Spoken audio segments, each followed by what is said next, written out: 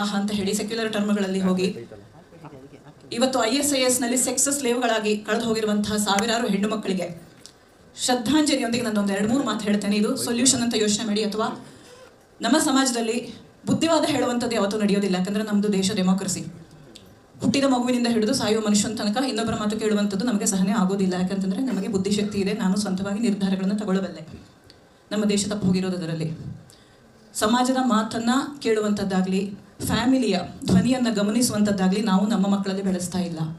Individualistic ಸ್ವಂತಿಕೆಯನ್ನು ಬೆಳೆಸುವಂಥದ್ದು, ಇದು ಹೆಗ್ಗಳಿಕೆ ಅಂತ ತಿಳ್ಕೊಳ್ತೀವಿ. ನಾನು ಬಹುಶಃ 50 ವರ್ಷದ ಹಿಂದಕ್ಕೆ ಹೋಗ್ತೇನೆ. ನಮ್ಮ ತಂದೆಗೆ ನಾವಿಬ್ಬರು ಹೆಣ್ಣುಮಕ್ಕಳು ತುಂಬ ಸ್ವತಂತ್ರವಾಗಿ ಬೆಳೆಸಿದ್ರು. ಎಷ್ಟು ಸ್ವತಂತ್ರವಾಗಿ ಬೆಳೆಸಿದ್ರು ಅಂತಂದರೆ, ಕಾಲೇಜಿಗೆ ಹೋಗ್ಬೇಕಾದ್ರೆ ನಾನು ಬುಲೆಟ್ ಬೈಕ್ ಹಿಡ್ಕೊಂಡು ಮೈಸೂರೆಲ್ಲ ಓಡಾಡ್ತಿದ್ದೆ. ಗಂಡು ಹುಡುಗಿ ಅಂತ ಅನ್ನಿಸ್ಕೊಂಡಿದ್ದೆ. ನಾನು ಟ್ರೆಡಿಷ್ನಲ್ ಆಗಿ ಮದುವೆ ಮಾಡ್ಕೊಂಡಾಗ ನನ್ನ ಕ್ಲಾಸ್ಮೇಟ್ಸ್ ಕೇಳಿದ್ರು, ನೀನು ಬಹಳ ಕ್ರಾಂತಿ ಮಾಡ್ತೀಯ ಅಂತ ಅಂದ್ಕೊಂಡ್ರೆ, ಅಯ್ಯೋ ಯಾರೋ ಹುಡುಗನ ಇಟ್ಕೊಂಡು ಟ್ರೆಡಿಷ್ನಲ್ ಆಗಿ ಮದುವೆ ಆಗೋದಿಲ್ಲ ಅಂತ ತುಂಬ ಜನ ನನ್ನ ಹತ್ರ ಕೇಳಿದರು.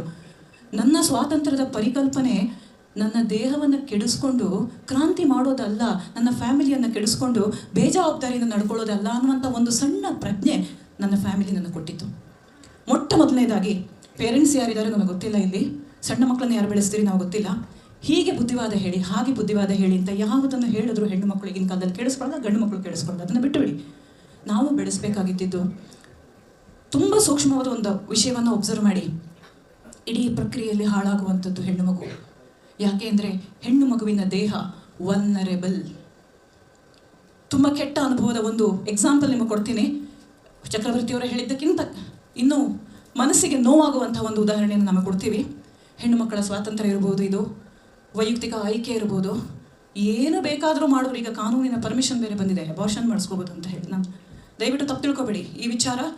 ಈ ವಿಚಾರಕ್ಕೂ ಲವ್ ಜಿಹಾದಿಗೂ ನೇರ ಸಂಬಂಧ ಇದೆ. ಇದು ಲೈಂಗಿಕತೆ. ಮೊಟ್ಟ ಮೊದಲನೇದಾಗಿ ದೇಹದಲ್ಲಿ ಹಾರ್ಮೋನ್ಗಳು ಬೆಳೀತಾ ಇದ್ದಾಗ ಹೆಣ್ಣು ಮಕ್ಕಳಿಗೆ ವಿದ್ಯಾಭ್ಯಾಸ ಯಾವುದರಲ್ಲಿ ಕೊಡಬೇಕಂದ್ರೆ ದೇಹದ ಮೇಲೆ ಅಭಿಮಾನ ಬೆಳೆಸಬೇಕು. ನೋಡಪ್ಪ, ನಿನ್ನ ದೇವಸ್ಥಾನ ಇದನ್ನು ನೀನು ಸಮಾಜವನ್ನು ಬೆಳೆಸಲಿಕ್ಕೆ, ನಿನ್ನ ಫ್ಯಾಮಿಲಿಯನ್ನು ಬೆಳೆಸಲಿಕ್ಕೆ, ನಿನ್ನ ಧರ್ಮವನ್ನು ಬೆಳೆಸಲಿಕ್ಕೆ, ನಿನ್ನ ಮನೋಗತವನ್ನು, ನಿನ್ನ ಪ್ರೊಫೆಷನಲ್ ಡಿಮಾಂಡ್ಗಳು ಏನಿದೆಯೋ ಅದರ ಜೊತೆಗೆ ನಿನ್ನ ಡಿಗ್ನಿಟಿಯನ್ನು ನೀನು ಉಳಿಸ್ಕೋಬೇಕು ಅಂತನ್ನುವಂಥ ಪಾಠ ನಾವು ಸಮಾಜದಲ್ಲಿ ಕೊಡಬೇಕು. ದೇಹದ ಮೇಲಿನ ಡಿಗ್ನಿಟಿ ಇದೆಯಲ್ಲ, ಅಭಿಮಾನ ಇದೆಯಲ್ಲ, ಇವತ್ತು ಕೂಡ ಹೇಳ್ತೀನಿ, ಪ್ರತಿಯೊಂದು ವಿಚಾರದಲ್ಲೂ ನಮಗೆ ಸಮಾಜದಲ್ಲಿ ನೋವಾಗೋದು ಯಾವಾಗ, ನಿನ್ನನ್ನು ಚೀತು ಅಂತ ಹೇಳಿದಾಗ. ಆ ಚೀತುವನ್ನು ಹೇಳಿದ್ರೆ ನೀನು ಮಾಡೋದೇ ಸರಿ ಅಂತ ನಾವು ಯಾವಾಗ ಜಸ್ಟಿಫೈ ಮಾಡ್ಕೊಂಡು ಹೋಗ್ತೀವಿ. ಇದು ಸರಿ ಅಂತ ಮಗುಗನ್ಸುತ್ತೆ. ಬಟ್ಟೆ ಬಿಚ್ಚೋದು ಸರಿ ಅನಿಸುತ್ತೆ, ವಿಡಿಯೋ ಮಾಡೋದು ಸರಿ ಅನಿಸುತ್ತೆ, ಚಾಟ್ ಮಾಡೋದು ಸರಿ ಅನಿಸುತ್ತೆ, ಯಾವನ ಆಯ್ಕೆ ಮಾಡೋದು ಸರಿ ಅನಿಸುತ್ತೆ.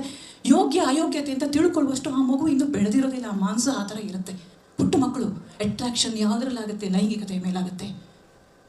ಇತ್ತೀಚೆಗೆ BWSSB ಒಬ್ಬರು ಇಂಜಿನಿಯರ್ ನನಗೆ ಸಿಕ್ಕಿದ್ರು. ರಾತ್ರಿ 11 ಗಂಟೆ ಕಾರ್ಯಾಚರಣೆ ಮುಗಿಸ್ಕೊಂಡ್ಬರ್ತಾ ಇದ್ರು. ನಾನು ಯಾರ ಹತ್ರ ಮಾತಾಡ್ಕೊಂಡು ಮನೆಯಿಂದ ಹೊರಗೆ ನಿಂತಿದ್ದೆ. ಇಷ್ಟು ಲೇಟ್ ಆಯ್ತಲ್ಲ ಸರ್ ಅಂದರೆ, ಒಂದು PG ಹತ್ರ ಹೋಗಿದ್ವಮ್ಮ. ನೀವು ಹೇಳಿದ್ರೆ ನಂಬೋದಿಲ್ಲ ಅವ್ರು ಏನು ಘಟನೆ ನನಗೆ ಹೇಳಿದ್ರು ಅಂತ. ಕಮೋಡ್ನಲ್ಲಿ ಫ್ಲಶ್ ಮಾಡಿದೆ ನಮ್ಮ ತಲೆಬುರುಡೆ, ಬ್ಲಾಕ್ ಆಗಿದೆ ಡ್ರೈನೇಜ್ ಅಂತ ಹೇಳಿದ್ರು.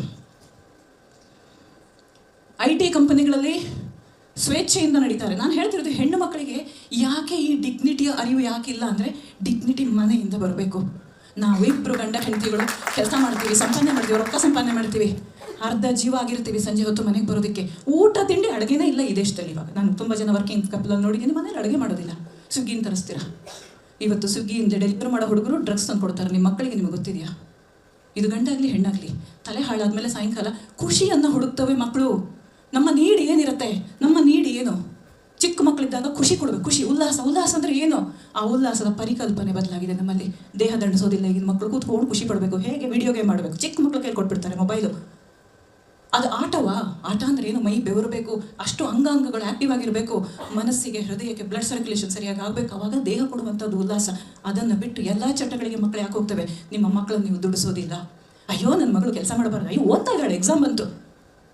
ತಾಯಿಯಂದರಿಗೆ ಬಾರಿಸ್ಬೇಕು ಮೊದಲು. ನಾನು ಹೇಳುವಂಥದ್ದು ಇದು, ಕಲಿಸ್ರಿ ಕೆಲಸ ಮನೆಯಲ್ಲಿ, ಇನ್ವಾಲ್ವ್ ಮಾಡಿ. ಮನೆ ಅಂದ್ರೇನು, ಫ್ಯಾಮಿಲಿ ಅಂದ್ರೇನು, ಪ್ರೀತಿ ಅಂದ್ರೇನು, ವಿಶ್ವಾಸ ಅಂದ್ರೇನು, ಉಲ್ಲಾಸ ಅಂದ್ರೇನು ಅನ್ನೋದನ್ನು ಅವರಿಗೆ ಫಿಸಿಕಲಾಗಿ ಹೇಳ್ಕೊಡಿ. ದೇಹವನ್ನು ದುಡಿಸಿ, ಮನಸ್ಸನ್ನು ದುಡಿಸಿ ಹೇಳಿಕೊಟ್ರೆ ಬರುವ ವಿದ್ಯೆ ಅಲ್ಲ ಇದು, ನಡೆದು ತೋರಿಸುವಂಥ ವಿದ್ಯೆ. ಮೂರನೇದಾಗಿ, ಇಷ್ಟುದ ಮಾತಾಡಿದೆ, ಈ ಥರ ಕ್ರೂಯಲ್ ಇರುವಂಥ ಒಂದು ಮನಸ್ಸಿರುತ್ತಲ್ಲ, ಕ್ರೂಯಲ್ಟಿ. ಇವತ್ತು ನಾವು ಎಷ್ಟೋ ಕಡೆಯಲ್ಲಿ ಮೂವ್ಮೆಂಟ್ಗಳು ನೋಡಿದ್ವಿ, ಪೇಟಾದಂಥ ಆರ್ಗನೈಸೇಷನ್ಸ್ ಬರುತ್ತೆ, ಕ್ರೂಯಲ್ಟಿ ಅಗೇನ್ಸ್ಟ್ ಆ್ಯನಿಮಲ್ಸು. ಸಣ್ಣ ಮಕ್ಕಳ ಮೇಲೆ ಕ್ರೂಯಲ್ಟಿ ಮಾಡ್ತಾರೆ. ಇವರು ಯಾರು ರೋಡಿಗೆ ಬಂದಿದ್ದಾರಾ? ನಿರ್ಭಯಾ ಕೇಸಿಗೆ ಊರೂರು ಕ್ಯಾಂಡಲ್ ಹಚ್ಚಿದ್ರಲ್ಲ, ಶ್ರದ್ಧಾ ಕೇಸಿಗೆ ಎಷ್ಟು ಜನ ಬಂದಿದ್ದಾರೆ? ಆ ದಲಿತರ ಹೆಣ್ಮಗು ಬಂದಿದ್ದಾರಾ? ಬರೋದಿಲ್ಲ. ಯಾಕೆಂದರೆ ಗಂಡು ಮಕ್ಕಳ ಮನಸ್ಸಿನಲ್ಲಿ ಈ ಕ್ರೂಯಲ್ಟಿಯನ್ನು ಯಾವಾಗ ಹೇಗೆ ಬೆಳೆಸಿದ್ರು ಅನ್ನೋದರ ಮೂಲ ಚಿಂತನೆಯನ್ನು ಕಾನೂನು ಸಂಸ್ಥೆಗಳು ಮಾಡೋದಿಲ್ಲ. ಯಾವ ಸಂಸ್ಥೆಗಳು ಅದ್ರ ಬಗ್ಗೆ ಯೋಚನೆ ಮಾಡೋದಿಲ್ಲ. ಅದು ಯಾಕೆ ಮುಸಲ್ಮಾನ ಹುಡುಗರಲ್ಲಿ ಮಾತ್ರ ಆ ಥರ ಒಂದು ಕ್ರೌರ್ಯ ಇರುತ್ತೆ ಯೋಚನೆ ಮಾಡಿ ನೋಡಿ. ಅವರಿಗೆ ಚಿಕ್ಕ ಮಕ್ಕಳಿದ್ದಾಗಿನಿಂದ ಕ್ರೌರ್ಯಕ್ಕೆ ಎಕ್ಸ್ಪೋಸ್ ಮಾಡ್ತಾರೆ. ಅವರ ಮುಂದಗಡೆ ಹಸು ಕೊಲ್ಲೋದ್ರಿಂದ ಶುರು ಮಾಡ್ತಾರೆ, ಬೀಫ್ ಕಟ್ಟಿಂಗಿಂದ ಶುರು ಮಾಡ್ತಾರೆ. ಅವರಿಗೆ ಯಾವುದು ಕೊಂದರೂ ರಕ್ತದ ಮೇಲೆ ಹೆದರಿಕೆ ಇಲ್ಲ, ಅಂಜಿಕೆ ಇಲ್ಲ, ಆ ಥರ ಬೆಳೆಸ್ತಾರೆ. ಕಾನೂನಾತ್ಮಕ ಓಡಾಡುವಂಥವ್ರು ತುಂಬ ಜನ ಇದ್ದೀರಿ ಇಲ್ಲಿ. ಸರ್ಕಾರಗಳಿಗೆ ಹೇಳಿ exposure to cruelty to children, ಮಕ್ಕಳನ್ನು ಕ್ರೂಯಲ್ಟಿಗೆ ಎಕ್ಸ್ಪೋಸ್ ಮಾಡಬೇಡಿ ಅಂತೇಳಿ ಹೋರಾಟ ಮಾಡಿ. ಸೆನ್ಸಿಟೈಸೇಷನ್ ಸಾಧ್ಯ ಇಲ್ಲ. ಅವ್ರ ತಾಯಿ ತಂದೆಗಳು ಇಂಥದ್ದೆಲ್ಲ ಏಡ್ ಮಾಡಿದ್ರು ಅಂತಂದರೆ ನಾವೇನು ಮಾಡೋಕ್ಕಾಗೋದಿಲ್ಲ. ಆದರೆ ಧರ್ಮದ ಮಾತೆತ್ತದೆ ನೀವು ಪ್ರಯತ್ನ ಮಾಡಬೇಕು ಅಂತ ಹೇಳಿದರೆ, ಇದು ನನಗೆ ಅನಿಸಿಕೆ ಅಂತಂದರೆ ಎಕ್ಸ್ಪೋಜರ್ ಟು ಕ್ರೂಯಲ್ಟಿ. ಮನೆಗಳಲ್ಲಿ ಆ್ಯನಿಮಲ್ಸನ್ನು ಕಟ್ಟು ಮಾಡುವಂಥದ್ದು ಅದೆಲ್ಲ ಮಾಡಬೇಕಾದ್ರೆ ಪುಟ್ಟ ಮಕ್ಕಳನ್ನ ಎದುರುಗಡೆ ಇಟ್ಕೊಂಡು ರಕ್ತ ತೋರಿಸಿ ಅವ್ರಿಗೆ ಅಭ್ಯಾಸ ಮಾಡಿಸ್ತಾರೆ ನೋಡಿ. ಈ ರಕ್ತದ ರುಚಿ ಅವ್ರಿಗೆ ಹತ್ತಿರುತ್ತೆ. Anything is fine with me, I'm the king of the world ಅಂತ ಅವ್ರ ತಲೆಯಲ್ಲಿ ಬರೋಕ್ಕೆ ಶುರುವಾಗುತ್ತೆ. ನಾನು ತುಂಬ ಕೇಪಬಲ್ ಅಂತ ತೋರಿಸ್ಲಿಕ್ಕೆ ಅವನ ಹಣಾಹಣಿ ಮಾಡ್ತಾನೆ.